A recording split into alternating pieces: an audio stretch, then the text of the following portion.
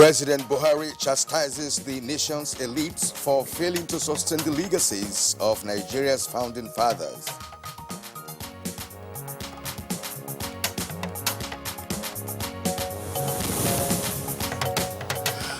More testimonies as House of Representatives continues investigation into alleged killings during elections in Rivers.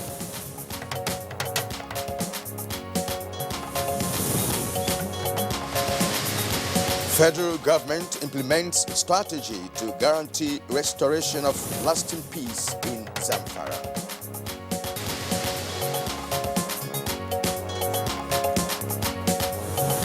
And on Good Morning Nigeria today, we shall take a deeper look at the national policy on cotton, textile and garments, plus current measures to revive the sector.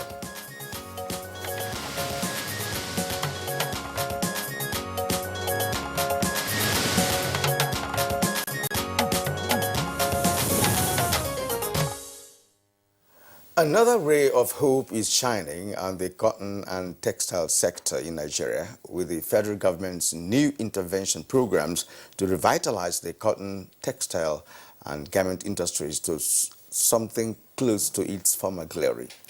Well, it turns out that previous efforts aimed at reviving that sector haven't been quite successful.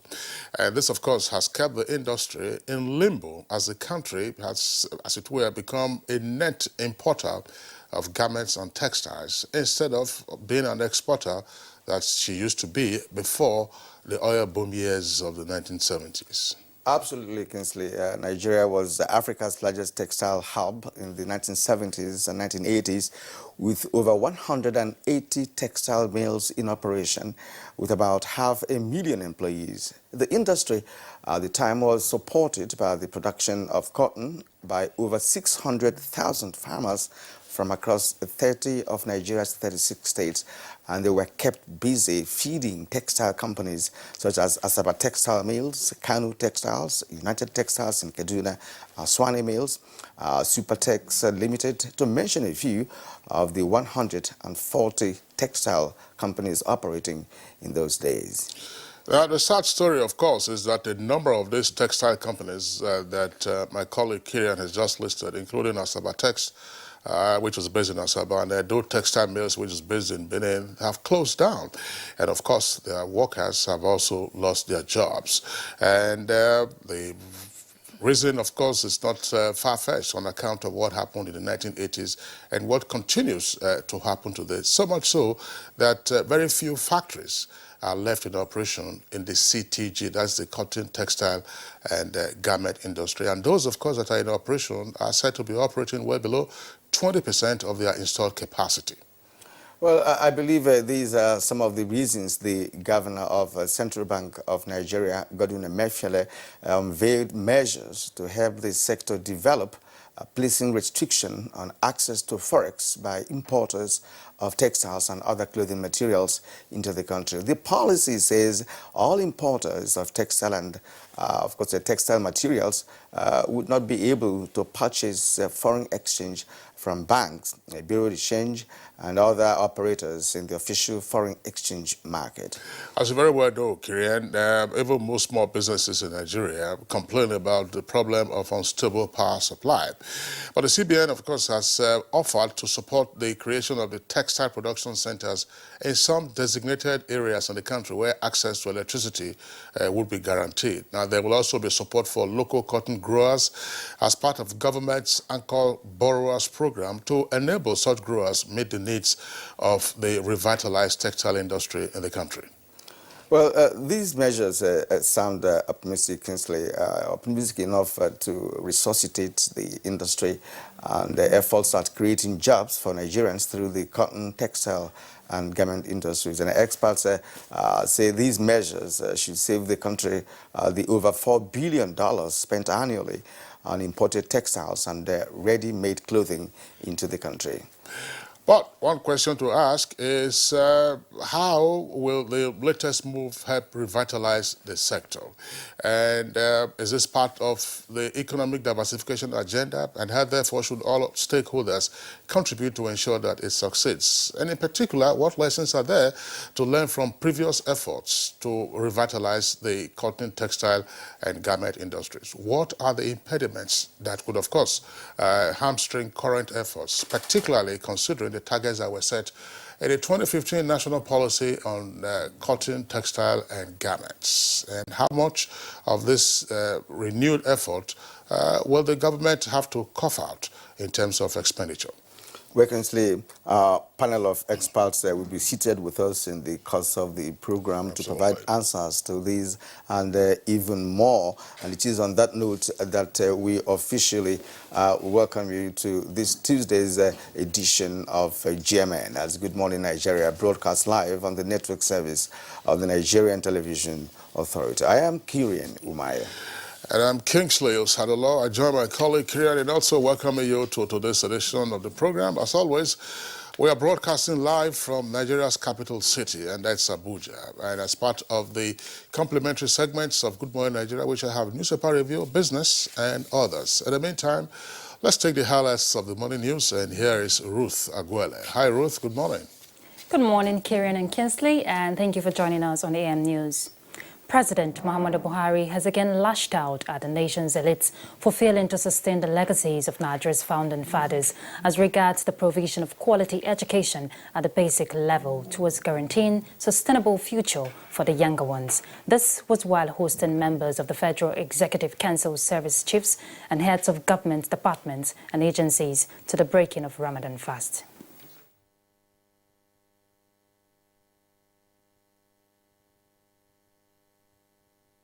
If you check your localities, the enrollment or the attendance improved because a lot of children can get at least one good meal a day. Former Head of State General Yakubu Gowon says the Buhari administration is on track towards meeting genuine national aspirations for sustainable future of the country. General Gowon was speaking to newsmen shortly after an audience with the Nigerian leader. The president also granted separate audience to 4 governors from the various geopolitical zones of the country. And of course, Nigerians want development. And of course, this is what the government, I believe, is doing. Now, I did mine in those days, and I think the present government is doing also the best it could, ensuring agriculture, that we can be able to feed ourselves, and also to help other countries. These were some of the ideas that we had during our time. And I think they are making the necessary effort. Should we not say good luck to Mr. President? And Minister of Transportation Chibuike Rotimi Amechi has directed the Nigerian Railway Corporation to carry out a fast audit of property to be affected by the construction of Apapa section of the Lagos-Ibadan Rail project. The minister gave the directive on an inspection tour and also noted that challenges on the Lagos corridor is delaying the speedy completion of work, unlike the Ibadan axis. June, construction from Iju to Apapa will commence at a faster speed. And away from infrastructure to politics, the All Progressives Congress has cautioned party members, supporters and the general public on fake news going around on social media about the upcoming Kogi and Bayelsa state governorship elections.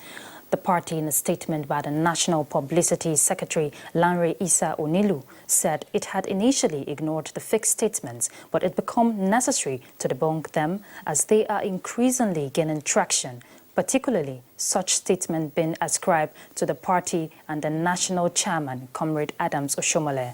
The statement added that, in line with President Muhammadu Buhari's vision for the country and APC's continued efforts towards deepening participatory democracy, the National Working Committee will abide by the rules at every stage of the process of primary elections. Consequently, the party will provide a level playing field to all aspirants. And on security, in continuation of investigations by the House of Representatives on alleged killings by security personnel during elections in Rivers State, the General Officer commanding 6th Division and the Police State Commissioner has testified on the matter. We did exercise Python dance 3 to usher in safe conduct. What was the aim? Is to mop up illegal arms, and we of course did it. We saw arms, we saw ammunition, we saw uniforms, which were all seized and handed over to the police. Police being the lead agency in terms of policy in the electoral process, they're providing the support service that is required. In terms of deployments, police deploy to the polling units, but the military is asked to deploy outside, not within the polling units. Those who feel hurt will be pacified that they have received justice. Minister of Interior Abdurrahman Dambazao says the federal government is currently implementing a decisive strategy that would guarantee the restoration of a lasting peace in Zamfara and other states bedeviled by insecurity. The minister made the remarks when he paid an assessment visit to Anka and Shinkafi local government areas of Zamfara state. The government is out to deal with the situation accordingly. So we know what the problems are, we know what the challenges are. We've mapped out strategies, but we need to discuss with stakeholders so that everybody will come on board in order to find lasting solutions to. Nasarawa state government is raising the bar in efforts to curb insecurity in the state. In this regard, the state government has installed surveillance cameras on major streets to track miscreants. The pilot scheme of the project was flagged off in Cairo. By the time people start to appreciate it, we will then take it to local government headquarters. And on judiciary, Justice Okon Agbang of the Federal High Court has adjourned the trial of the former National Publicity Secretary of the People's Democratic Party, Olisa Metu, to the 14th of this month to enable the defense file and serve all the documents it intends to tender before the court as evidence. The defense attempted to tender a document which Metu described as the financial account of the 400 million naira he received for the special national assignment. He alleged that the original copy of the document has been submitted to the former president, Goodluck Jonathan, since 20th of January 2015. Prosecution counsel objected to the admittance of the document on the grounds that it is an ambush by the defense and the copy tendered before the court is not satisfactory, which ought to have been, since the defense claimed it has been submitted to the former president and now a public document. In another development, same Justice Okon Agbang has granted Senator Godswill Akpabio leave to personally challenge the suits filed by Legal Defense and Assistance Project, which seeks to remove Akpabio and 53 other senators from office for alleged defection from one political party to another. The defendants, which included the Senate President and Speaker House of Representatives, urged the court to dismiss the suit on grounds that the plaintiff lacks the locus standi to institute the case. Ruling on Akpabio application barely 3 days to judgment, the judge agreed with counsel Sunday Ahmed that the suit is not a class action. Hence, the applicant is entitled to be heard before judgment is delivered. And that's the news for now. Good Morning Nigeria continues with Kieran and Kinsley after this break. Thank you for staying with us. The program is Good Morning Nigeria. Now let's go to business. Federal government assures Nigerians that the proposed reform in the health sector is not an outright privatization, but a step to transforming the institutional frameworks of the sector. Let's now join Kunle Adeye for details. Minister of Health Professor Isaac Adewale says with the reforms, private sector participation and funding of the sector are set to increase with collaboration of all key stakeholders. Director General of the Bureau of Public Enterprises, Alex Oko, on his part explained that the reform will facilitate availability, accessibility, quality and affordability of health services, which will increase private sector participation and funding, thereby reducing medical tourism among Nigerians. He said a holistic and comprehensive reform of the sector is required to create the right environment to attract funding.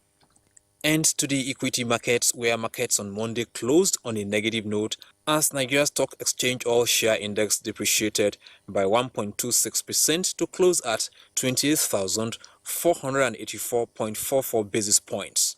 Market capitalization dropped to 10.371 trillion naira as 214.6 million shares exchanged hands by investors valued at 2.7 billion naira in 3,856 deals.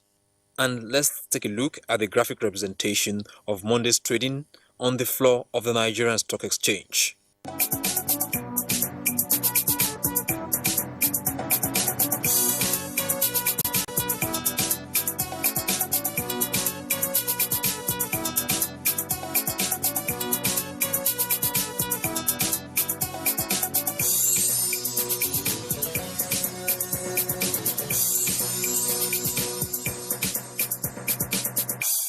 Meanwhile, some macroeconomic indicators and other external factors indicate that the days of bears on the stock market are fast coming to an end. Professor of Capital Market Uche Uwaleke, who gave the indication, says increase in minimum wage, increase in oil price, and stability in foreign exchange would impact market positively and aid recovery. But going forward, I want to expect that the market will rebound. That's my prediction. The market is likely to rebound from the third quarter of the year, by which time some of these, if you like, uncertainties that have continued to keep investors on the fence will have melted away. With business news, I'm Kunle Adeyeye. All right, thank you very much, Kunle Adeyeye, for the business package. Next for us on the program is a review of the front pages of some of today's newspapers.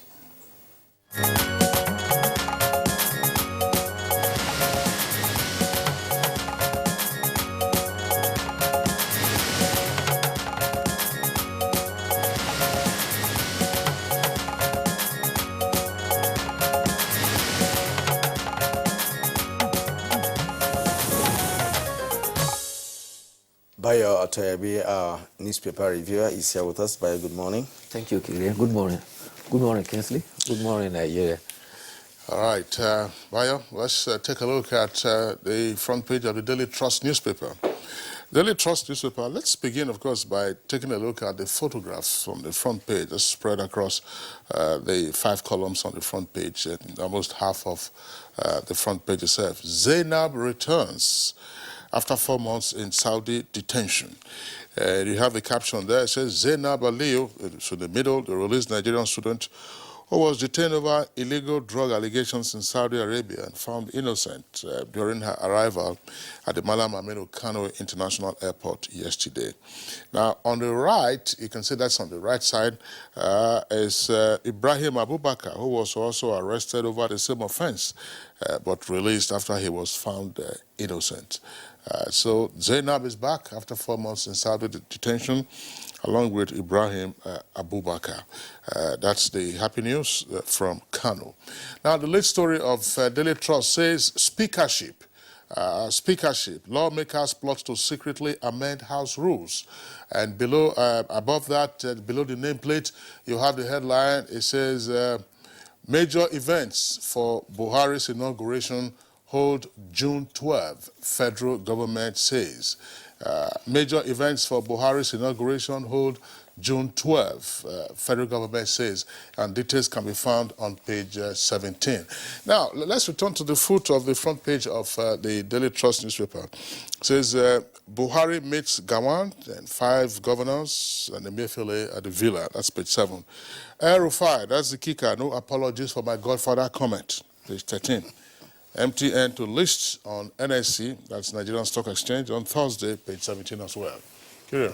All right, let's go to Blueprint newspaper.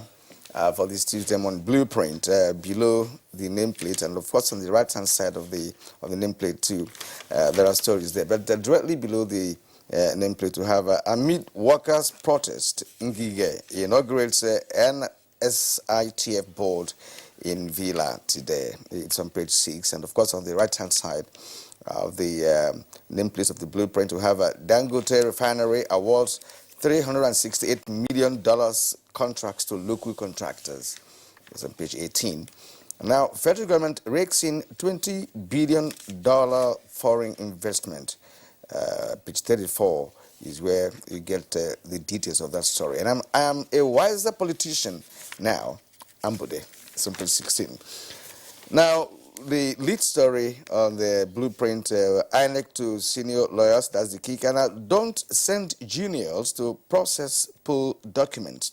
With 2 riders, expresses commitment to court orders that are qualified for representation, says SAN.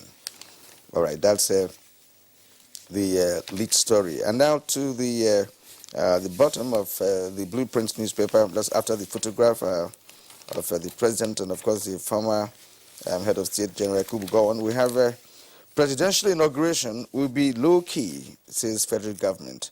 Holds fanfare June 12th, as on page 15. And now, Modibo, stop wasting funds on alleged 2.5 billion naira fraud, ICPC told, is on page 5. Now, man kills father, sets corpse ablaze in Anambra, on page 28. And now, early completion of second Niger Bridge are priority, says Julius Berger. That's the company handling that project. Details on page 16.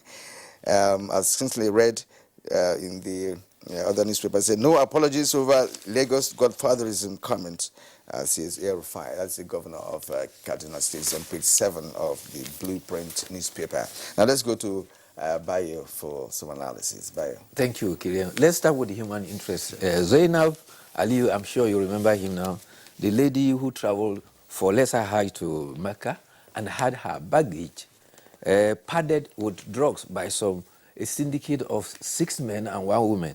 She was held since December, and with the intervention of the federal government, the Federal Ministry of Foreign Affairs, her innocence was established, and she returned to the country yesterday.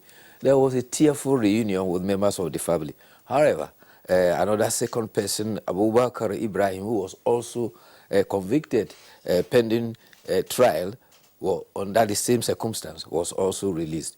Other running stories: the board of the Nigeria Social Investment Trust Fund has been inaugurated. At the inauguration yesterday, the Minister of Labour and Employment said the appointment of a financial expert as chairman of the NSITF is to help unmask those indicted by an administrative panel for mismanaging 46 billion. The minister revealed that a sum of about 62 billion accumulated between the year 2012 and 2015 could not be accounted for. Consequently, 37 luxury houses had been under forfeiture by the federal government, and some of the directors who EFCC is trailing have in fact returned some of the monies they have taken. He says that 48 billion of the 62 contributed by private sector members must be accounted for. Meanwhile, Labour also yesterday staged a demonstration and moved from Labour House up to the central area, and they said they are protesting alleged attack on their members by thugs while picketing the minister's residence. Labour claimed that some of its members were hospitalized, and the hospital said that yes, 7 persons were treated and discharged, and 2 others were under observation and will later on be discharged. Talking about custom, you heard some time ago that the custom was about to recruit 3,200 vacancies, and guess what?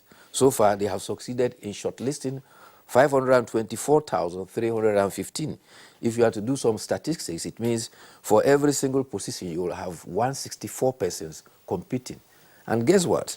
Actually, the number of applicants they received were 828,332. It means that 304,018 did not get shortlisted. It tells you how competitive it is. Competitive. And again, there are some findings with respect to the issue of employment in this country. Some who have jobs, want better jobs. So you find out that, when you have about 100 applicants, about 40% of them have jobs. And they They want to exactly and get a better pay. But let's take it back to the issue of Zainab. Yes. That just returned. Kingsley as well. You want to contribute to this? I'm just thinking of the kind of networking that was established at the Kano Airport, International Airport, where somebody's back would be padded, unknown to that person. And one wonders how those who did that will recover assuming Zainab was not caught. How will they get the substance back in Saudi Arabia? What is the connection? What is the connection? Well, you're putting me on the spot as if I know how they operate. No, that's why I brought both of you. So let's look at it. I'm just wondering, how? You see, these are the ones that are very discreet because it is padded with drugs, something that is illegal. In fact, somebody told me there are instances that people who have excess baggage will come and approach you. You have less baggage. This is my baggage. Can I add it to your own? When I get there, I'll collect it. And sometimes people offer to help. Those are baggages that are safe. But these ones, because it is a syndicate, they have been doing, and only God knows how many people have fallen victims elsewhere, either in Saudi Arabia, Far East, Malaysia, or somewhere else, and probably they were innocent of that crime. But that pointer means that there has to be extra vigilance at all our airports. Yes. All right, let's return to the papers. We're taking a look now at Vanguard. We haven't had Vanguard for a long while. Vanguard newspaper. Now, above the nameplate, it's quite busy with some headlines, but we'll take some of those headlines there. Vanguard. It says, New Emirates, Junaid Mohammed and Balarabe Musa back Ganduje. That's on page 13. I made mistakes in my first tenure, or term, that's governor of Benue. And House Committee asks anti-graft agencies to recover 72.5 billion naira and $1.8 million from MDAs. That story is on page 8. TSA transactions hit 30 trillion naira as 3 countries copy Nigeria's model.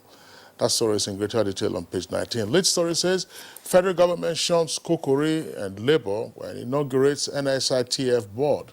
With 2 riders, we will expose Ngige to international ridicule, NSC president. I haven't been informed about Michael Imodu Institute's appointment, Kokori. And you can see the photographs there on the front page of the Vanguard. One of the photographs says members of the NLC protesting at the Federal Secretariat in Abuja over Dr. Ngige's face-off with the NLC yesterday. One other headline there says, corruption allegation. You can see that there. Corruption allegation. Court declines to order EFCC to try Oshomole. Details of that story can be found on page 8. So, Bayo, those are There's also 2 stories that are of interest here. South Governors Forum says that President Muhammadu Buhari means well for the economy, and he shows his appreciation, particularly when competence on the job and hard work is exhibited. Governor Serake Dixon of Bayelsa, who is chairman of the South Governors Forum, made the observation over the 2nd term appointment of the governor of the central bank. He said it is important when the right thing is done, it is appreciated irrespective of the political divide. Similarly, Vanguard also reports that Governor Willie Obiano of Anambra State visited the president. He also lobbied for federal appointment for indigenes of Anambra State. He also congratulated the president on his deserved victory at the last vote. Talking about victory, the Minister of Information says that the inauguration of the 2nd term of Mr. President will be low-keyed. He ever explained that this decision was taken by the Federal Executive Council and an elaborate inauguration will be held on June 12. This is because this year, June 12 has coincided with an election year, and in the words of the minister, the celebration for inauguration of the advancement of democracy will be most appropriate on that day. Meanwhile, President yesterday hosted guests at a Sunset Ramadan breakfast, otherwise known as Iftar. Among those in attendance were the Vice President, members of the Federal Executive Council, the Governor of the Central Bank, as well as some of heads of parastatals of federal agencies. There is an indication about the causes of the challenge of the national grid. You recall that the national grid was said to have collapsed twice last week. And the managing director of the transmission company of Nigeria, Usman Mohammed, says that there are 4 items that are actually responsible. One of them is that the grid undergoing expansion requires 4 items. One, it needs an investment in lines and submission, particularly a facility that is called N1 supply. And he illustrates that by saying that we recall that there was a fire at Apple power transformer station, but by evening of that day, they were able to restore power. And that is because they had that N1 facility. And that kind of facility is required around the whole of the country. Secondly, he says investment up to about 1.6 billion that is required are still trickling in it, are not in there. And then spinning reserve, which is also about 10% to help synchronize stability, is also scarcely available. He also said we need a lot of frequency control and another facility called SCADA, which he says if we have all this, then the challenge will be reduced. However, he says most of the power outage we are having and the low power is as a result of what he described as overvoltage by distribution companies. He says, and they are on the increase during the rainy season. So, what does that mean? At the outset of the rainy season, since we don't have the appropriate facilities, we are going to witness a lot more of those challenges. Yeah. All right, Bayo, just before we take off, there's a story on page 30 of the Daily Trust newspaper. And of course, it's called a printer's devil usually. But this story is coming from Australia. If we can have that photograph. It says, yes, Australia's central bank takes responsibility for spelling error on 46 million banknotes. You can see it encircled there is a spelling of responsibility. Unfortunately, the last I is missing. And it is said that, there are 46 million of such banknotes already in circulation, and they were released in October last year. And that Australia's high-tech polymer notes are amongst the most difficult in the world to counterfeit due to their extraordinary level of detail. So we have this typo there. It's a printer's devil. On the currency. On the currency. We had a similar incident about 20 years or so ago when one of our new currency notes was launched. The Zuma Rock, if you recall, Zuma Rock it was referred to as being located in the Federal Capital Territory instead of in Suleja, which is Niger State. Yes. Well, these are human errors. I mean, you can't do without that. Yeah, but I'm sure, Kirian, this is 150 Australian banknote is equivalent to 12,760 naira. You won't mind whether the error is there or not. So. That's an expenditure. Okay, so it's on that note, we'd like to thank Bayo Atoyebe, Mr. Parivia, who's been with us this morning. Thank you, too. We'll see him again tomorrow. Bayo, thank you.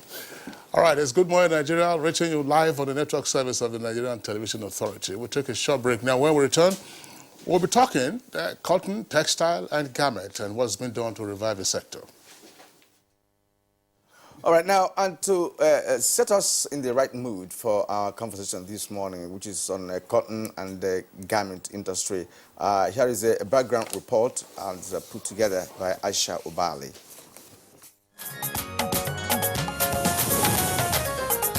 The cotton, textile, and garment industry was and can still be the highest employer of labor and major contributor to the nation's gross domestic product, GDP. But over the years, the subsector has struggled to survive, and the comatose state of the subsector became a source of concern to stakeholders. Various administrations have made efforts to see how it can revitalize the cotton and garment industry. But despite several attempts to come up with a working and successful policy framework to revamp the sector and increase production, this has not yielded any result. One of these attempts is the introduction of 100 billion naira cotton, textile and garment revival fund managed by the Bank of Industry in 2010 with the aim of turning around the fortunes of the textile industry.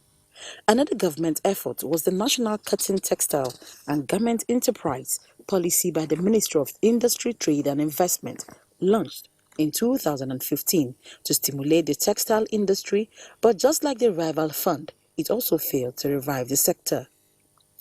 There have been concerns about why, despite these laudable and robust policies, Nigeria is yet to meet any of the targets set in the policies.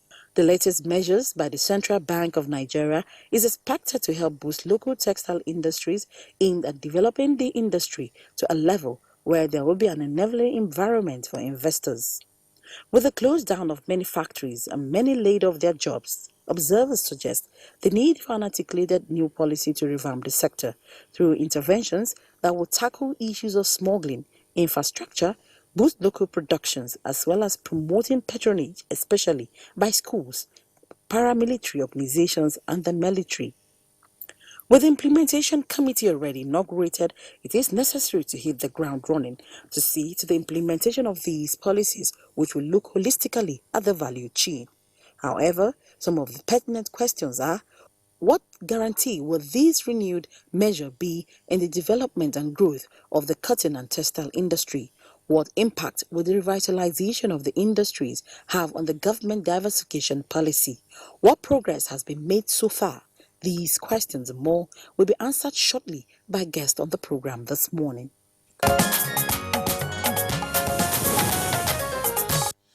All right, thank you very much, Aisha Bali, for that background. Now we have with us guests in the studios to discuss this issue further. First, let's welcome Mudashiru Olaiton. He's Director of Development Finance at the Central Bank of Nigeria. Mr. Olaiton, pleasure to have you with us on Good Morning Nigeria. Good morning, Nigeria. Okay, also here with us in the studios is Comrade Issa Aremo. Comrade Issa Aremo is General Secretary, National Union of Garment and Textile Workers of Nigeria. Comrade, pleasure to have you with us on the program. Kingsley, good morning, and good morning, Nigerians. Okay, also here in the studios is the President of the Cotton Farmers Association of Nigeria, Anibe Achimogo. Achimogo, pleasure to have you with us. Thank you, sir. On Good Morning Nigeria. Joining us via Skype from Kano, we would like to welcome Malam Seidu Datijo Adahama. He's a textile manufacturer. Alhaji Adhama, pleasure to have you with us on the program. Thank you very much. Thank you for joining us, gentlemen. Of course, the CBN intervention has brought the cotton and garment industry into the front burner. But let's just go a little bit back, because successive administrations in Nigeria have been accused of a lack of political will to formulate policies directed at industrial growth. Some say that the declining textile industry reflects internal challenges and failure to provide supportive policy measures to critical infrastructure for the sector. Now, let me begin with Mudashiru Olaito, Director of Development Finance in the Central Bank of Nigeria. Now, what are Nigerians hoping for in terms of changing the narrative now that the Central Bank of Nigeria is intervening in this sector? Thank you very much. The new initiative by the Central Bank of Nigeria is actually looking at the cotton, textile, and garment along the value chain. The previous attempts have been to look at them in silos. But what we realize over time is that the issues of the CTG goes beyond only financing. You need to also look at what are the allied or what are the supportive requirements to have a very vibrant CTG. For us, what the bank has tried to do is that first, the most important thing is even the seed for production. Because if you look at what we currently have, the seeds we have in Nigeria currently produces about 1.5 metric tons. But the central bank have now introduced improved seedlings, which now can give about 4 metric tons per ton, per hectare. And the requirement in Nigeria really is about 700,000 metric tons, but what we currently produce is 80,000. So we are hoping that with 100,000 farmers cultivating about 200,000 hectares, and also producing at the rate of 4 tons per hectare. Ordinarily, we expect to have about 800,000 metric tons, which is even be more than the requirement. In addition to that, we're also now looking at what are the other value chain actors like the ginneries, the spinners, and also the textile industry itself. So we are addressing everything holistically. We are looking at what are the gaps, what are the challenges, so that every actor in the value chain is given the required support so that we can now see a seamless flow of activities, investments, and on the long run, we can now see that we are hoping that to a certain extent, we'll be able to even start exporting to the West African coast. So with these efforts, now we are working with the ginneries, we are working with the spinners, so that, and we are working with the textile industry, so that along the line, we can now be able to see that there won't be any gaps. And we are hoping that with this process, it will be far much more impactful than the previous attempts. All right, Mr. Mudashiru Olaito, thanks a lot for what you have said. Incidentally, I mean, we have textile and garment worker in our midst. We have a cotton farmer. We also have a textile manufacturer, Adama, who's joining us via Skype, is chairman of Adama Textile and Garment Industries. The CBN is already intervening, but let's have a sense of the sector in which the CBN is making this intervention. And so my first question goes to Comrade Issa Aremo. Comrade, what is it that we are dealing with?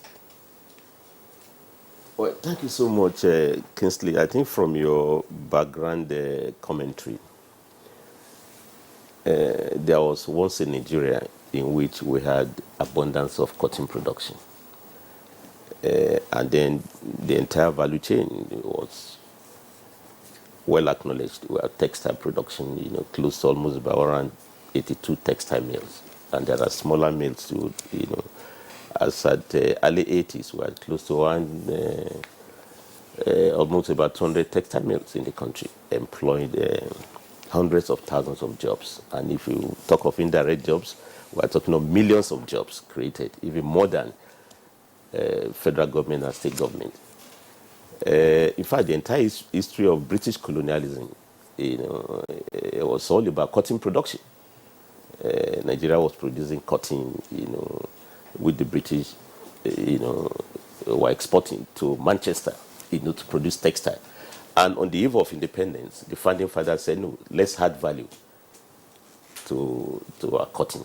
And that's what led to the first textile mill in 1957, KTL. It was a period of regional competition, very healthy one. It started from the north.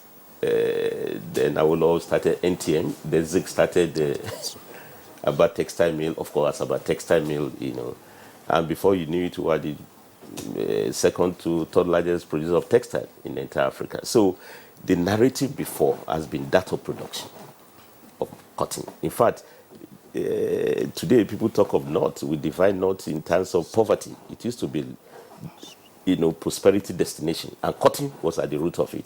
In fact, the bales of cotton in Kano produced that time could cover the entire city of Kano for Samfara. And we're highly blessed, both long staple, short staple, we were having abundance of production. But it's sad today that most of these factories have closed down. And then the root cause of this, of course, a lot of issues are there: energy crisis, lack of electricity, smuggling, and all the financing crisis, but also we have crisis of cotton production. So it's very remarkable and commendable that CBN is not trying to change the narrative of the industry from that of complaint to get the job done. We should stop agonizing. We need to organize. And I want to use this medium to first commend the federal government, because we have seen a lot of activism under President Buhari, on the need to revive textile mill. The two ministers are doing a good job, but the most interesting thing now is the CBN through development financing. And we are quite excited that Godwin Emefiele has been nominated, represented for reappointment, and I hope the National Assembly will give effect to that, because we've seen not just talking about doing it. I was impressed. It was in Katsina. The governor was there to launch the presentation of new cotton seed to farmers. So what I'm saying here is that what we are talking about is return of jobs, massive jobs that have been lost in this industry. I used to know when I joined the textile union in the late 80s. It's interesting. The mills used to call on the union. We became like labor exchange center, call on us to bring to get boys to come and work, and get to work in the factory. Yeah. And the entire Kakuri zone, Nasarawa, huge textile community, Bompai in Kano, the entire Lupeju, down to my 2 axes used to be textile, and at the root of this is cotton production. So what I'm saying here is that I think it's better late than never that we are changing this narrative. And as Mudashiru said, all the agencies have to work together. It's not just one issue. Cotton is critical, but we need to talk of all the other value chains. And even very interesting, we are just discussing outside now, security is also a challenge now. We have close to 25 states, of 24 states that produce cotton, have the capacity to produce cotton, because that's the primary raw material. And interestingly, some of the states are facing challenge of banditry, which affect cotton farmers. So I think all the agencies have to come together to bring back this industry. All right, thank you for that historical perspective in your opening, comments. And still, along that same line, when something happened that actually, brought down the textile industry. There are blames of maladministration, policy inconsistency on the part of government, non-provision of needed infrastructure and unconducive environment that could not attract investment in the sector. So lead us into what actually happened, because if the central bank intervenes as it's doing at the moment, and we get back to where we were, and we did not take care of the factors that led to, the downfall of the sector, we may not be able to, sustain what the central bank is trying to do. So let us know what happened that led to the total collapse of this sector. Yeah, thank you, Kiran. I think maybe we should, in looking at what happened that led to the collapse, we should also look at what happened that led to the growth of the industry. I strongly believe that private sector is the engine of growth. But for this engine to really perform, the state must oil it. So we need both the private sector and the state partnership together. And that's what led to the growth of industry in those days. What I mean here is that, as you said, clear, consistent industrial policy. The whole vision was that instead of exporting raw cotton, let's add value to them. And then protect your industry, and we had good protective measures in place in those days. But uncritically, in early 90s, we went to liberalize our market, allow for us of importation of goods. We went to WTO, even though we had nothing to... World Trade Organization is meant for trading nations. But you could even produce for domestic market, you don't talk of exporting, you join uncritically, lower the tariff, and then we legitimize all stuff import the country. Fabrics were imported there. We produce all sorts of fabrics in this country. Even there was a time in the 70s we buy importation of lace to the country because we had enough self-sufficiency. But policy inconsistency, it was reversed. That was under the military government of Abuja.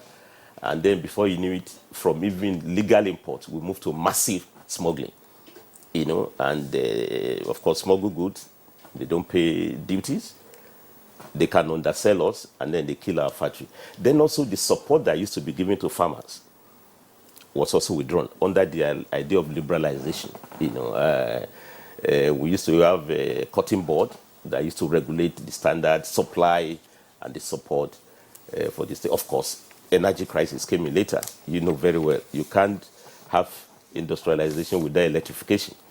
Before we had uninterrupted power supply, dedicated energy to industries in all the industrial states. But later on, we had the collapse. Now we're having energy poverty such that industry rely on generators. And that also had to the cost of production, which doesn't make us to be competitive. So what I'm saying here is that it worked before when we had correct partnership with the state together with the private sector, which attracted massive foreign investment in the sector. And I'm happy that that's what we're bringing back now. And at the center of this is development financing by CBN. In the case of cotton, we've seen it, that it's really, really possible.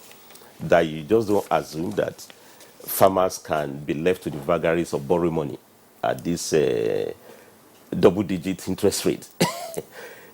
I'm happy CBN is coming with single-digit interest rate for farmers under the anchor borrowers financing. And that's what it used to be in the 70s, in the 60s. We had single-digit interest rate under the old NIDB, which became Bank of Industry. This really helped, promote it. So I'm happy we're back to that. In fact, China financing textile is more zero interest rate because they know it's labor intensive. It will employ a lot of people. Then you also know that you must also give them seedlings. Very, very important, because the yield is so low. I mean, I just listened to what Mudashiru said now. I mean, it's good if we can move from less than 1 ton for hectare to almost about 4 tons. That would be remarkable. It's the quality of seedling that we're going to provide. So, in summary, what I'm saying is I think we need the partnership between the state and the private sector to work together in a way that is going to happen. That should apply also to smuggling. We need to partner with customs. They have to be on duty to have proper charges, especially I'm talking of the produced fabrics, because that's the other end of the value chains. And make sure we stop smuggling. Extremely, very, very critical. Comrade Sarah, it's what has been done and it's what can be done again. Thank you. Thank you very much. We'll return to those points you've just ticked off, particularly how to combat smuggling and then ensure that the cooperation between the state and the private sector is beneficial. Let's bring in Anibe Achimugo, who is the president of the Cotton Farmers Association of Nigeria. Yours is a primary production point for the cotton, textile, and garment industry. Where are you, and how much of a feel are you getting from what the CBN is doing? Okay, thank you very much. First and foremost, just to correct that I'm the president of the National Cotton Association of Nigeria. Is it different from cotton farmers? It is different. Well, I mean, if you say cotton farmers and national cotton, is different because National Cotton Association actually represents the CTG sector. So we have membership of the textile companies and the ginners and the garment people. So what's the correct... So what's your correct affiliation now? National Cotton Association of Nigeria. National Cotton Association of Nigeria. You are the president. I'm the president. Yes. All right, so give us a fit. Just take the question along with what you're saying. Well, yeah, first and foremost, I mean, we are very grateful to the Central Bank of Nigeria for the intervention that they have offered us. And you have asked if we are feeling what they are doing or the policy, or I call it a strategic intervention. And yes, we are, because we started this journey just January of this year to be fully adopted under the Anchor Borrowers program, which for me is the best program for agricultural development of Nigeria. So we've started that journey, and it culminated into the flag off in Katsina on the 6th of May. Where the CBN governor was present, the governor of Kano State, Katsina State government, they all contributed also to make the ceremony a success. And yes, and we had more than 300 farmers there, though they wanted to all be there, but we only had to control. But essentially what has happened is that the inputs, as recommended even by the experts, Institute of Agricultural Research, is what was basically flagged off, including improved seedlings for planting. So we're hoping that by the close of this month, we would have significantly distributed these inputs to farmers. As it stands, we are targeting a minimum of 100,000 farmers. And we have farmers that are yet to be validated through the CBN process. It's ongoing, and I think this week we should have them cleared. Where were you before the CBN came in? Well, before the CBN came in, to be honest, we were nowhere, to be honest. When I say nowhere, okay, yes, we had, our association was existing, but non-functional, so to speak. We had farmers, okay, we have farmers. At the time I came on board, which was getting close to about 4 years now. We had about 67,000 farmers in our database. But we couldn't really get anything going because we couldn't access, funding for our farmers. We couldn't get access to improved seedlings. We couldn't, in fact, we just couldn't do anything, to be honest. Okay, all right. In the course of this discussion, we'll go back to the issue of cotton, production, because that is the hallmark of textile industry. Let's go to Kano via Skype, where we have Seydou Datido Adama. Seydou, once again, we're glad to have you this morning. And you are one person and more who have remained in business, despite the downturn in that sector. So let us have a feel of how your business is doing with respect to the fact that, of course, you have sustained the business for a long time. And we also like to know how what the Central Bank of Nigeria is, bringing in will assist you, in expanding your horizon in the sector. Inviting the right team to discuss this issue. May I once again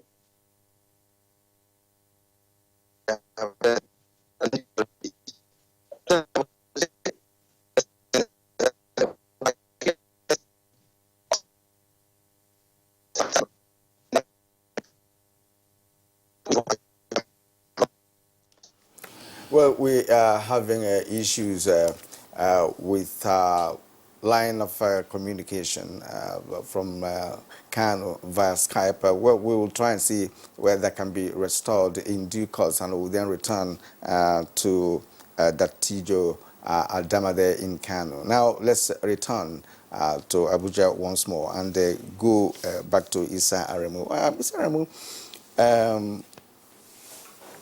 now that there is an intervention, how will farmers, cotton farmers particularly, benefit from this? What I mean here is that a situation could arise where funds are made available, but accessibility, becomes difficult. Nigeria is well known to have producing cotton at a very low level. You can compare ourselves to Burkina Faso, for instance, which is said to be the #1 in Africa for now. Right. So how will this benefit farmers? And how would they access it? Well, I think development financing can talk better on that because they are the one pushing this policy, but they must benefit. I mean, because as you said, without cotton production, you can't talk of ginnery, you can't talk of spinning or even weaving into fabric. So cotton production is primary, and the cotton producer should be at the center of it all. As I said, it's quite exciting now that the concerns of the farmers in terms of having access to seedlings, inputs, chemicals, CBN is taking it up, and above all, financing. And it's not so much what is important about the financing of CBN is the fact that it's long-term. That's very, very important, not short-term, because production of cotton requires some long-term effort. Then secondly is the fact that the cost of it and CBN intervention is talking of single digit, within the context of anchor borrowing. So I think it's extremely very, very important that accessibility is addressed. I'm raising this point because, of course, we've had some 1 or 2 interventions in the past before too. And there are a lot of bottlenecks in terms of accessibility. But what makes this very, very significant is that CBN is walking the talk in a direction. I mean, bringing such large number of farmers. It's not that in their name, but with them. And of course, many could have also come, and that's the beauty of what CBN is complementing monetary policy with some direct fiscal intervention, extremely very, very significant. So it is not left for CBN to make sure that, especially now we're having the production season now, planting season for 2019. I hope the other input that will be made available will be ready now because this is the time for replanting. And I'm very sure Cotton Association President is here, will be able to tell us some of those details. But what I'm seeing here is that it will not be over until the cotton farmers are truly empowered to encourage production. And as you said, it's a scandal that small countries like Burkina Faso produce more cotton than us. You know, I've given you history before that used to be cotton production destination. In fact, we're even exporting at a point. Not only the quality of production of the cotton that we're having, because that also has implication for what we produce. You know, if they are contaminated, it has implication for the quality of fabrics that you produce. So I'm saying here in summary that it's better that the CBN, you know, just exactly how the CBN governor has given the leadership. All the other desk officers that we see through must make sure that those inputs are made available, financing is made available, and to re-cotton producers. I mean, I'm talking of farmers, you know, not their agents or, you know, people who work on their behalf. Because at the end of the day, it would be nice that we build self-sufficiency in cotton production for the existing factories so that they can produce and also reopen those who have closed down. Yeah. All right. Comrade Isari, thank you very much. I want to return to Anebe Achimugu. What is your association's understanding of the current intervention by the CBA? Because I asked this question earlier. I said, look, where were you? You said you were nowhere, and suddenly manna is falling from heaven now, and is this likely to get your members out of the doldrums, considering a number of factors that you also have to have at your own end? Comrade Isari reminded us that, look, in the past we used to have cotton board, Nigerian cotton board. What marketing that will be at the end of it all? Who are your members? In which states of the Federation are you having your members benefit from all of this? And what acreage or hectareage is being cultivated? What is it, CBN is doing this one? What relationship are you having with local governments and state governments? Okay, thank you. I think, like I said earlier, the intervention is a welcome one for us.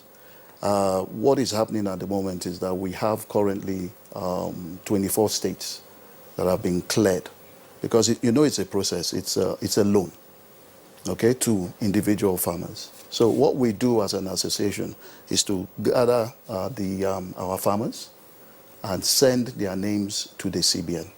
And CBN is working with the associations, particularly like NACOTAN, to ensure that they are dealing with the right farmers, real farmers. So we send the names of our farmers to the Central Bank of Nigeria. And what they do at that point is to clear them to ensure that they are not perhaps participating in another intervention program under the Ankoboras program, or they are not exposed, owing and they have not paid, and so on and so forth. Now that cleared number of farmers will now be sent back to DFOs, who will now also verify and confirm that these are their farmers in this location. At that point, they now qualify for the loan. We have sat down and we have developed what we call economics of production, which is cost of production per hectare. That cost of production is basically the loan that is given to the farmer. Now that loan also is not cash, it is in inputs. So we have identified the right type of inputs, the quantities that have been recommended for production per hectare of cotton. And that is what we are now going to distribute to our farmers. Like I said earlier, so far we have cleared about 70,879 farmers. That process, through this process, we are targeting a minimum of 100,000 farmers. And I know that the number of farmers, or the list that we still have with the central bank to be cleared, would take us way above the 100,000. Okay. Kieran, I'm sorry, I mean, if I express some concern as to the explanation provided by Chimugu. I'm not quite clear as to what, are we resorting to the same back-breaking labor that we've had in the past? Or, there are other issues. You say you're having 100,000 farmers in 24 states. You want to cultivate so much hectareage from what Mr. Budashiru Olaiton said earlier. What are these inputs that farmers are getting? And this is the first season. How sustainable is what you intend to do going forward? Thank you very much. You see, what we've been able to do, we've put a structure and a process. What I mean by that is that we ensure that all the necessary leakages are being blocked. Like the president mentioned, the starting point is to identify the farmer, which the association is doing, mobilization. Thereafter, we will now do the biometric. We engage service provider who will map the farmer to the actual farms to be sure that they are real farmers. And in the course of cultivating an hectare, the EOP, we ensure that all the requirements, like the tractor, mechanization, are part of the cost, which is going to be a loan to the farmer. Like he said, we are not giving them cash, but really it's services, supply of inputs, herbicides, insecticides, and also service like mechanization. So because what we are looking at is that we want to ensure that all the agronomic practices are done. Because we are also engaging with IAR, Institute of Agricultural Research, and all the relevant institutes to ensure that the best practices are put in place and to make farming a business and a worthwhile experience for the farmers. Presently, we, like he said, we have about 100,000 being mapped and it's ongoing. And what is a revolving facility, is a loan. As they repay, they get more. So that's the whole essence of making it why it's going to be sustainable like the SY program. And aside from that, you mentioned the issue of marketing. You know, we are addressing the value chain, like I mentioned, from the genius who are going to offtake from the farmers. We are also supporting the genius to overhaul their machinery, to buy new equipments, modern day technology that will increase productivity. Aside from that, we are working with the spinners, we are working with the textile industries. So it's a value chain approach that now the issue of producing and not selling is no more there. What we can now be targeting now is to see how we can even produce beyond the requirements of the Nigerian CTG industry so that we can now continue to export that as we used to do before. All right, thank you. Let's return to Komodisa Aramu, whom we understand may be leaving us in a moment. Now, the intervention of the central bank is primarily, to, of course, pull the nation's cotton and garment industry, out of the string of neglect, by administrations in the past. What is the assurance that this intervention is going to yield positive results? In your understanding, as a leader in the textile industry, what is the guarantee? Are your men prepared, to key into this intervention mechanism as provided by the Central Bank of Nigeria? And what kind of collaboration would you expect, from your constituency, vis-a-vis the other stakeholders involved in the entire value chain? Yeah, I mean, I think that's the real critical question. But what we're excited about is that we're not just talking of the cotton production, we're talking of the entire value chains. And I think we've been meeting, and it's important to appreciate that the discussion is within the cotton textile garment policy, the CTG, so because it's completely holistic. But we have been pushing to say there should be proper performance criteria, because it's not over until we run through the value chains. I mean, we will be excited until the existing factories return back to full production. Most of them produce less than capacity now because of lack of input, electricity, all the sundry problem of smuggling. The largest textile mill that we have in Nigeria, I mean, that used to be employed close to 15,000 direct jobs. We entail in Kaduna. They employ just about less than 2,000 now, both in Ikorodu and of course in Kaduna. They've had a series of downsizing and retrenchment for a couple of issues, including lack of raw materials and of course lack of market to sell. So the best way to judge the impact of this intervention will be until these factories, first the existing ones, improve on capacity utilization, the new ones, those that are closed down, return back to open. And I'm happy to see Mr. Achimugu as the president of Cotton. You need to give his proper profile. I mean, there was once in Nigeria in which his father, may so rest in peace, he was one of the key pioneer Nigerian entrepreneur in textile, Ariwa Textile, that was employed close to 6,000 direct jobs. He was one of the few Nigerians that, competed with the Chinese and the Indians and Japanese in that sector. And textile, if that's where Comrade Adams Oshomole worked. But I'm talking to you now, that factory is under lock and key. So his activism within the Cotton Association will not be over until that factory reopens, because that's where they go. And I think that's what the CBN looks forward to. But I also want to add quickly. While you are still on this value chain and getting the textile segment of the value chain to function, there were reports, particularly in the 90s and up until some years ago, of asset stripping of some of those factories, some of those very well-known factories. It was reported that some persons, particularly from Asia, had stripped those machines and sent them abroad as scraps, which they then used, of course, in setting up new factories from where we are now getting our imports. Let's say that, look, assuming we get every other thing right, the cotton, the farmers come with their produce, we get into the granaries and then the spinners, do we have the factories? Or that will be another round of huge investment. Yeah, no, definitely we just must have factories. That's the way to go. We need to add value to cotton. And even the cotton production we are talking of, I was just looking at the statistics yesterday. The entire world produced close to about 123 million bales of cotton. In fact, somebody says that if you arrange the bales vertically, that's like the biblical tower of Babel. And the entire bales could cover the globe almost twice. So what I'm saying is that the world produced cotton in abundance. So it's like starting from ground zero. In fact, the entire first industrial revolution was propelled by cotton production. 1.0, the world is talking of fourth industrial revolution. I think, but this is all we need to produce textile, and we're very fashionable people. All of us say there's nothing that is not cotton based.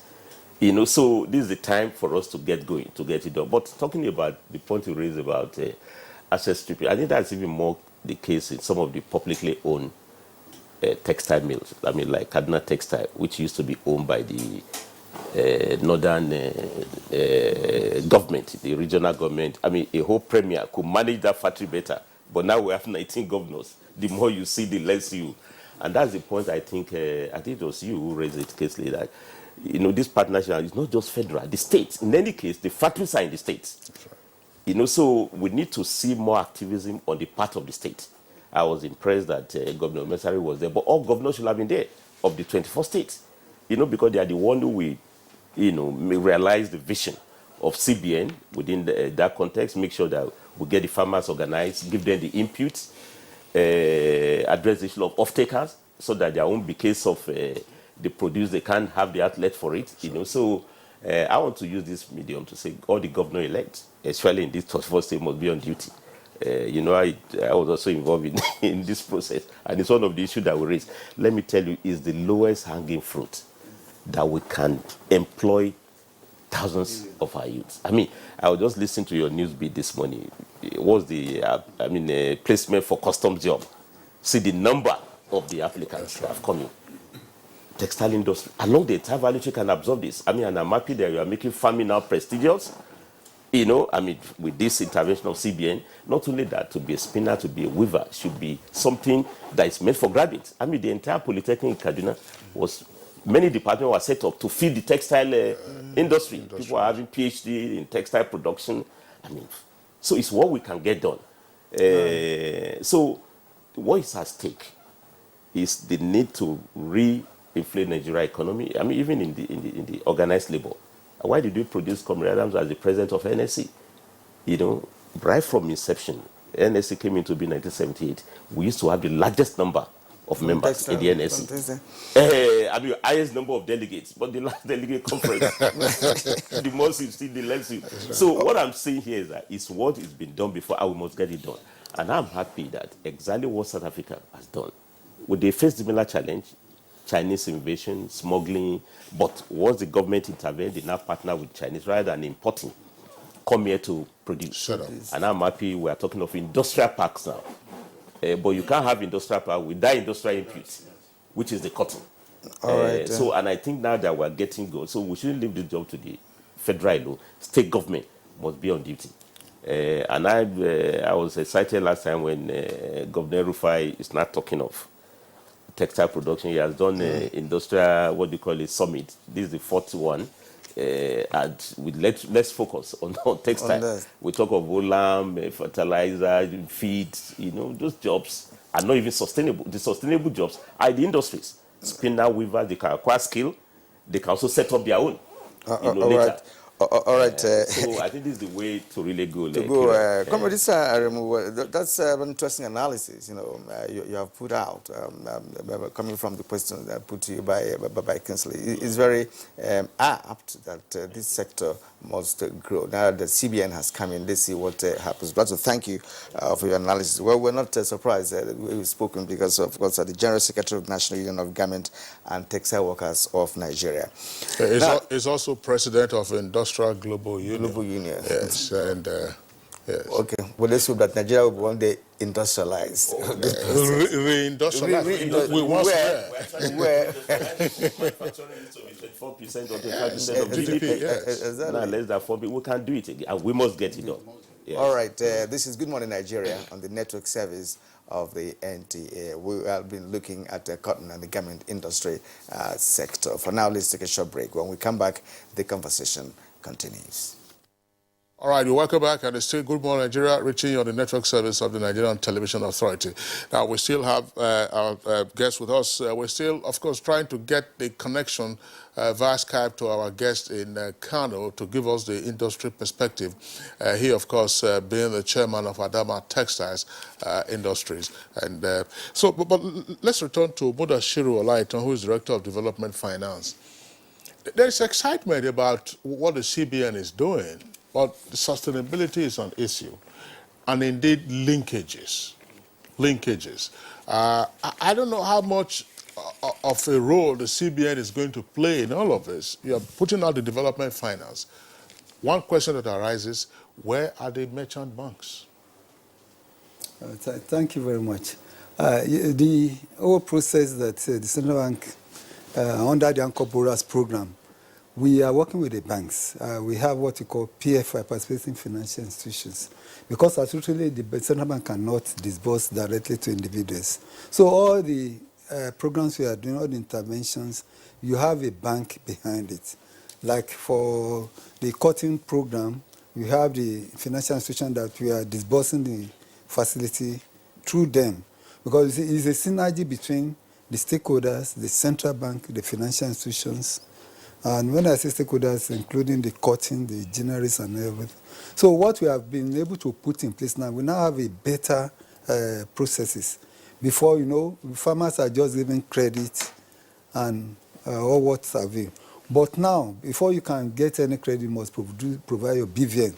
Because it's part of the Central Bank Financial Inclusion Policy to ensure that there is availability of credit to a large number of entrepreneurs. So before you can even access, you must have a BVN. The implication of that is that you must have your bank. So the banks are solidly, the bankers committee are solidly supporting the programs. So that's what we have been able to put in place.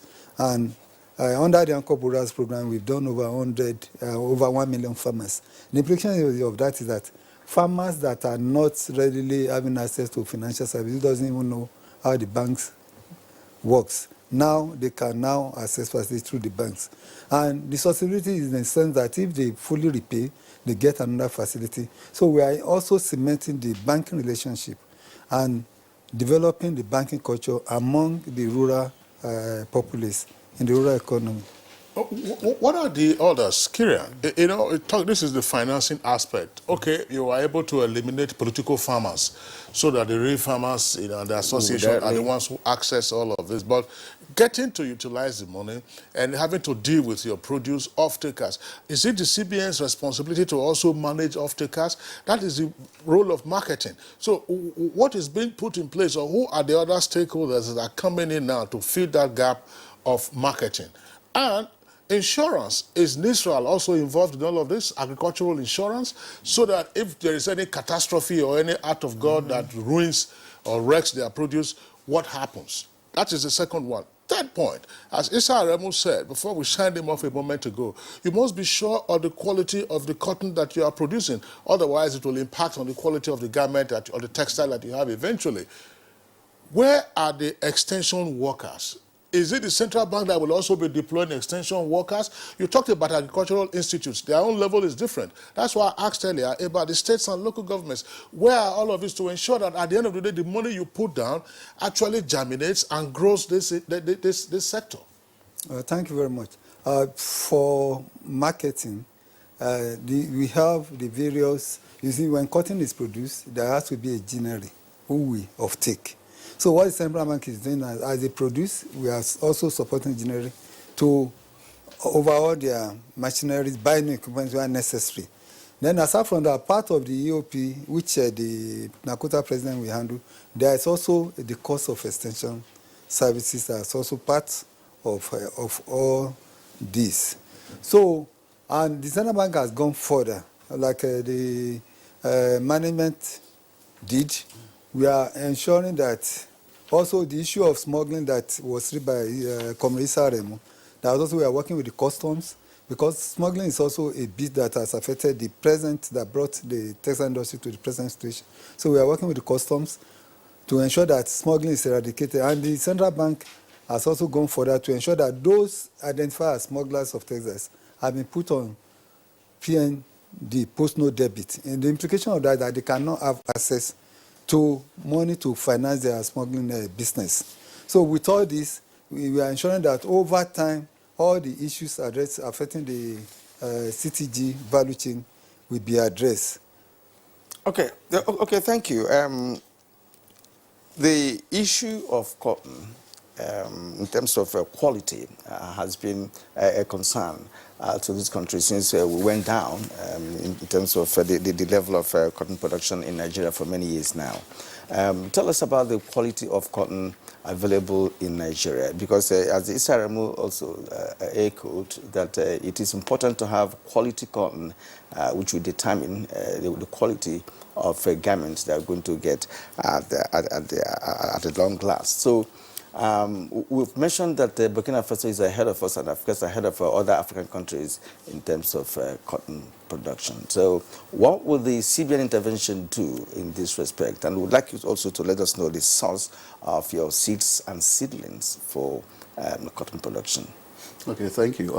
I think first and foremost, the intervention, once again, I think it will give us some traction. Traction in the sense that in terms of production, we expect that we'll be seeing significant improvement in production, generally speaking. Now, for the first time in a long time, let me say that the inputs, the recommended inputs, the exact quantities, the exact compositions will be given to the farmers to farm. So that's why we're expecting that from an average, honestly, of about 400 kg to 500 kg per hectare, that we now can hit. Because, you know, this is a loan. So we have done it very conservatively to say that even at 1.5 metric tons achievement, the farmer is able to pay back his loan. But like we have said, the seedlings, when you mentioned the seedlings that have been identified through our effort of CBN, is going to give us upwards of 4 tons. That is if good agricultural practices are adhered to by the farmer.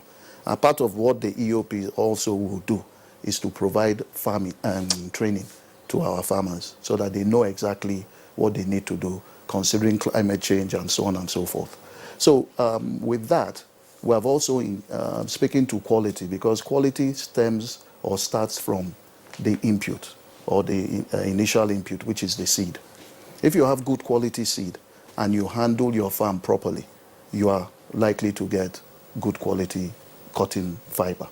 Now, with that, part of the problem that Nigeria has also been experiencing as per quality is polypropylene contamination, which is typically the use of Baco Super Sac. Sorry, I'm mentioning the name of the company, but it's the actual product I'm talking about. So what we're doing through this intervention is to provide cotton harvest bags to farmers. Now with that, you are eliminating the polypropylene and you are addressing, of course, quality directly. And along the line, with the discussion that is going to be held with GINAs, which I hear is going to be before the end of this month, the GINAs also will now not be using polypropylene wrappers for their bills. So they are introducing also better packaging materials to handle that. So in terms of quality, I think that one is the right step in the right direction, and we will get there at that point, at the point of export or at the point of even local consumption by our textile mills. Where are you getting your bags from? Because I recall that that's the bag for packing this. On Good Morning Nigeria, a couple of years ago, we had a director of Federal Ministry of Agriculture and Rural Development who came and he was talking about the kinds of bags that can be produced locally. In fact, he made a demonstration.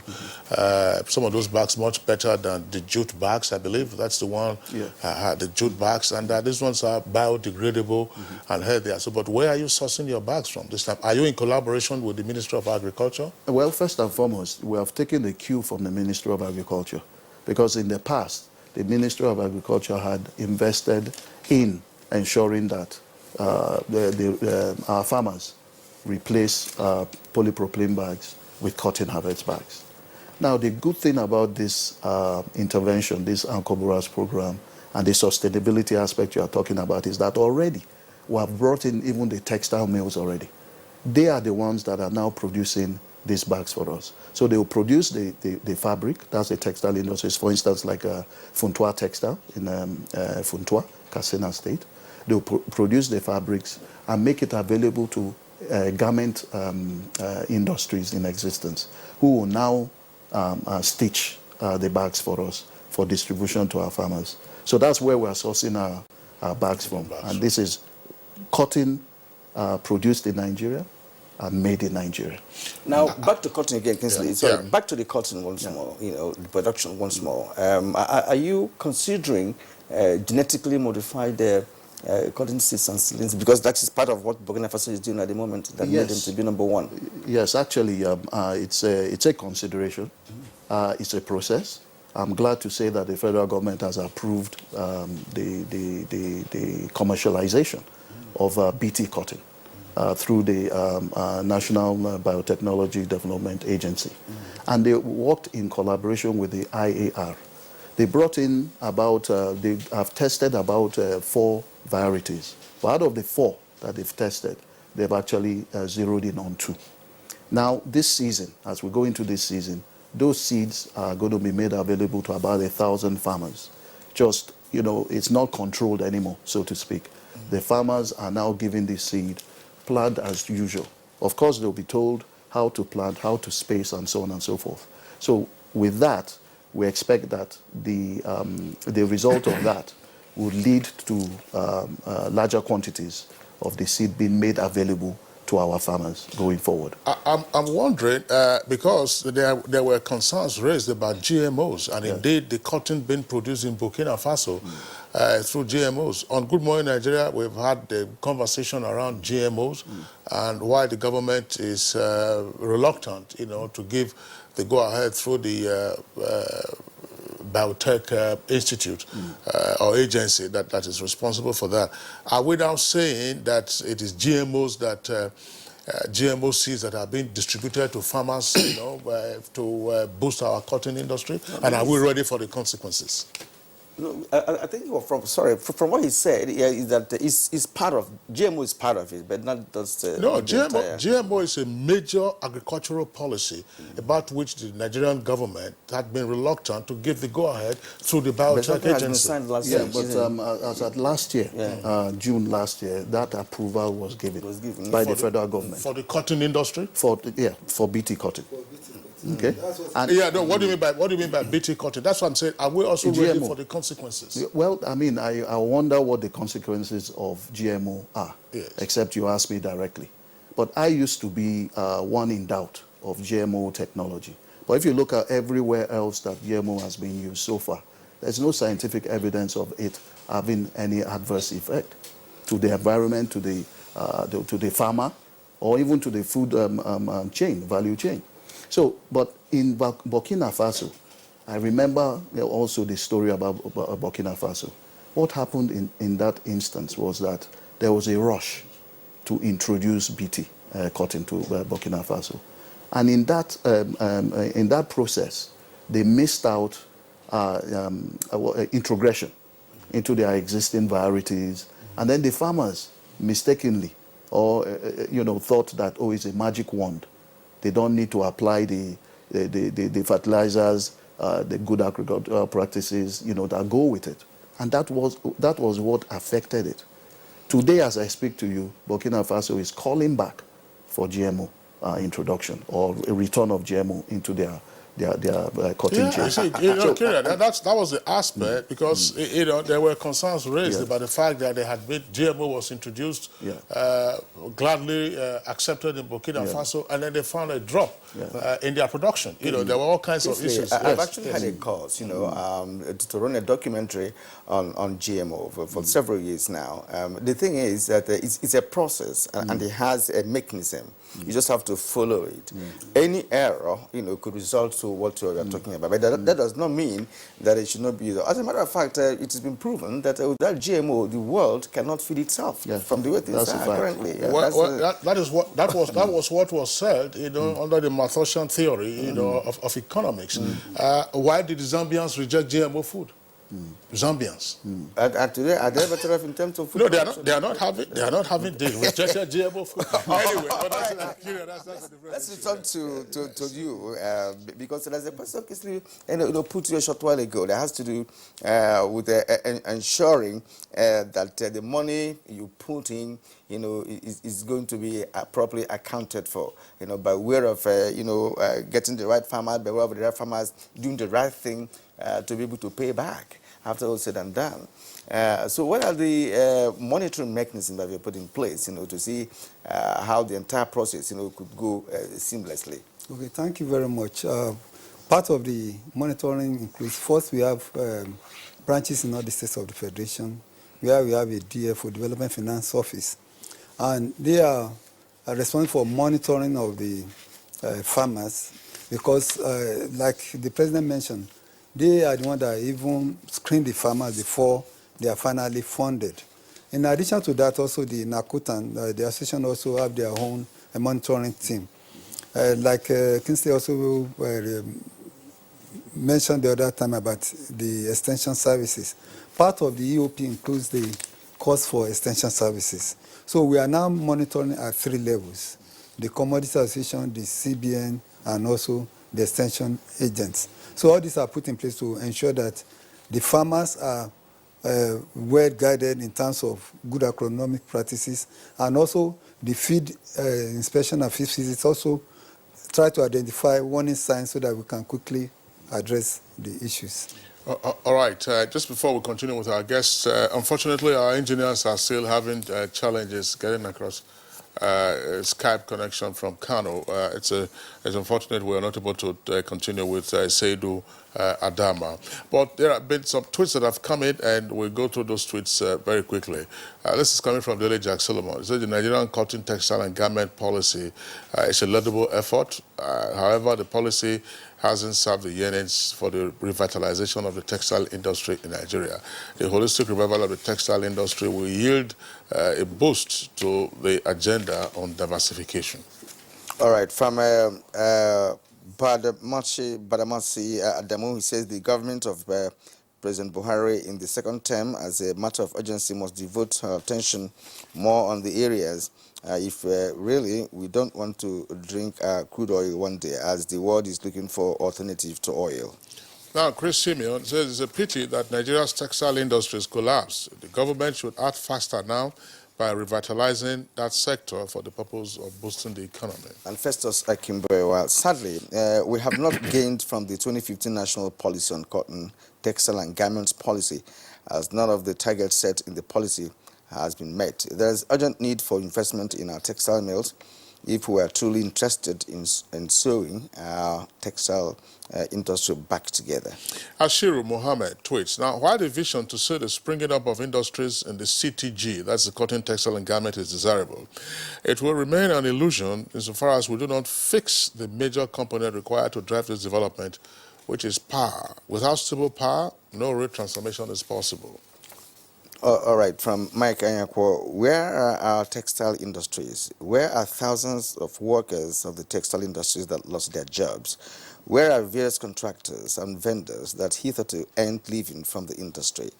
Government must do the needful to bring life to this subsector that used to be the greatest employer of labor in the country. This should be a task that must be done for the interest and overall welfare of people of our dear country, Nigeria. Law Alpha said, now the policy, if strictly implemented, would improve local production, and patronage both internally and externally would rise to ensuring employment for the population. Osaze Nehizena, for the industry to work, there should be electricity 24/7 because the industry can take care of unemployment in the country.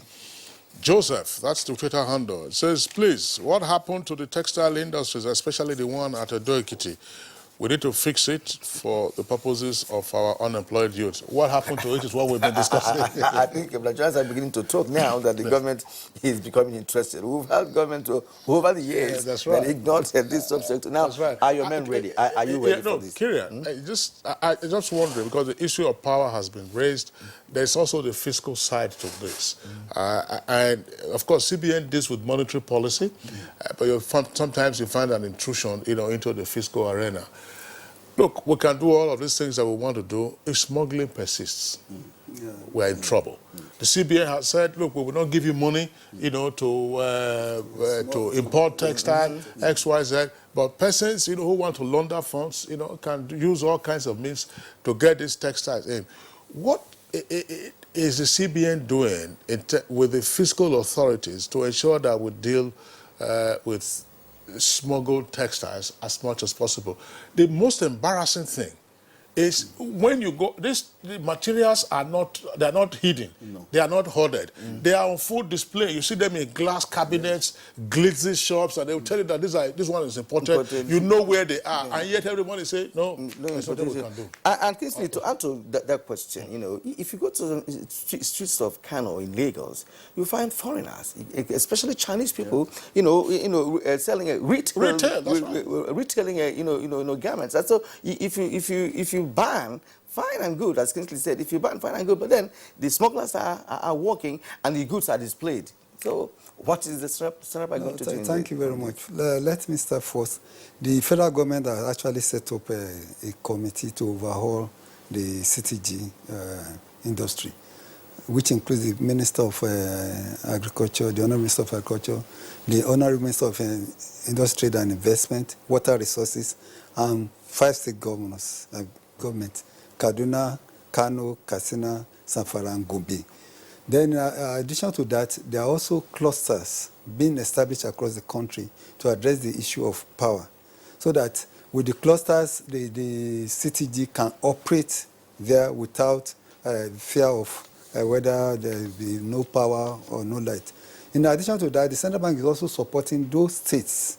Like in Kano State, we are supporting the government to establish their own power projects, and the project is almost concluded. We have the Tiga Dams project, and in Kaduna too, the same thing is happening.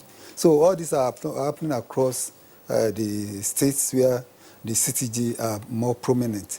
In addition to that, again, we are also working with the customs to address the issue of smuggling. What the governor has directed that we need to see how we can investigate those that are involved in the smuggling.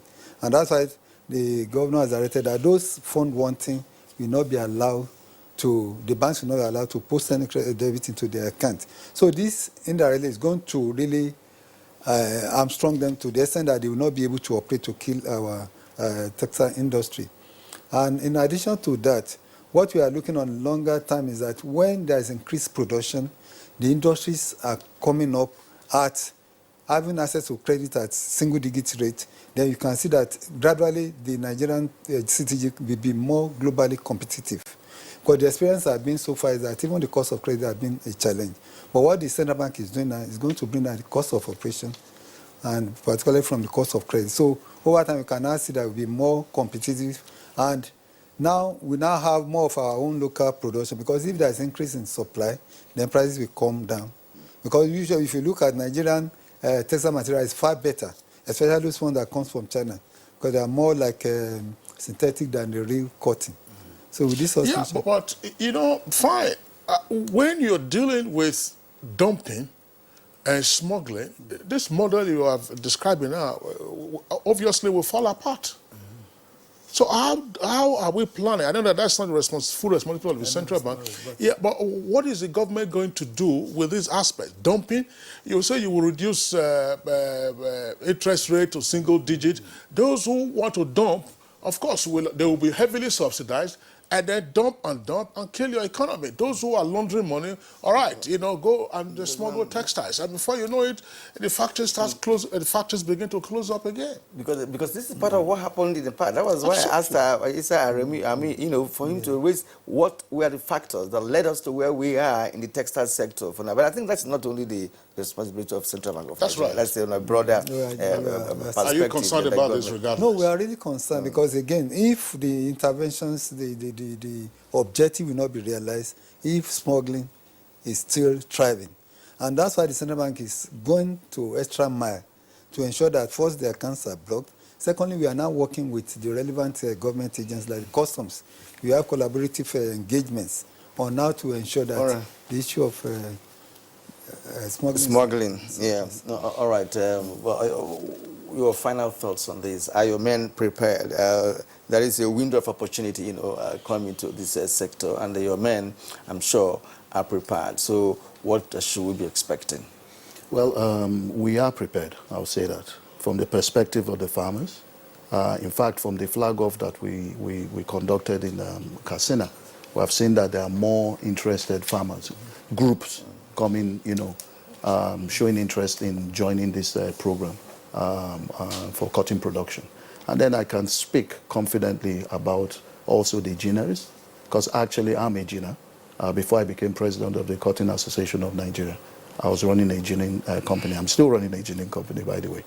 And, you know, I mean, for us, you know, for the ginning sector, for instance, if you don't have raw cotton to process, there's nothing you can do. You can't convert your equipment to any other thing but to process cotton. So with what the central bank is doing, like I said, is a holistic approach. So first and foremost, you ensure sustainable cotton production. And secondly, you are mapping the ginners to the farmers, or to where the cotton production is. So we will have the feedstock that we need with the consideration of quality and so on and so forth. And then they are now talking to the textile companies as well to come and offtake from us, and then the garments and so on. So it's a holistic. We're all very excited. We are ready. For years we've been complaining and, you know, faced with the challenges. But for the first time, I think that this administration, this CBN intervention is addressing directly all these challenges. And we believe that, for instance, we have said that in cotton production in itself, worst case scenario, we are seeing almost 50 to 60% improvement in cotton production, or what will be produced this season, coming November, December, when harvest commences.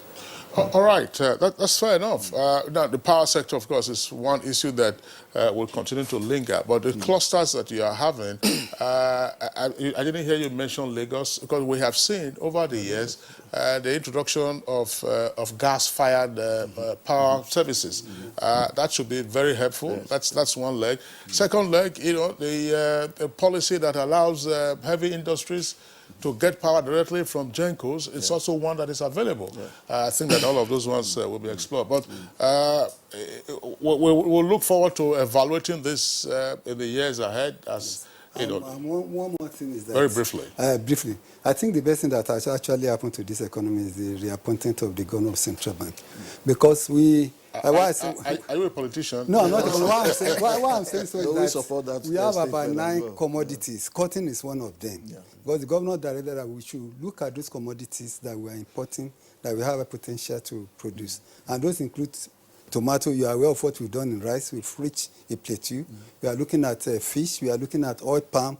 all those things, like in the history of oil palm, we used to be the major exporter, but now importing. So we are now looking at 9 commodities. We have created teams, champions, who will address them holistically, just like what we are doing. As you have mentioned that one, we hope you are also aware that rice farmers have been complaining about smuggling of rice into the economy. But this is said and done. I think Central Bank is making a bold step this time around. That has to be established. Well, he's beating his chest. That's how that's all right, Mudashiru Olaito, Director of Development Finance at the Central Bank of Nigeria, would like to thank you for being part of our discussion this morning. You're welcome.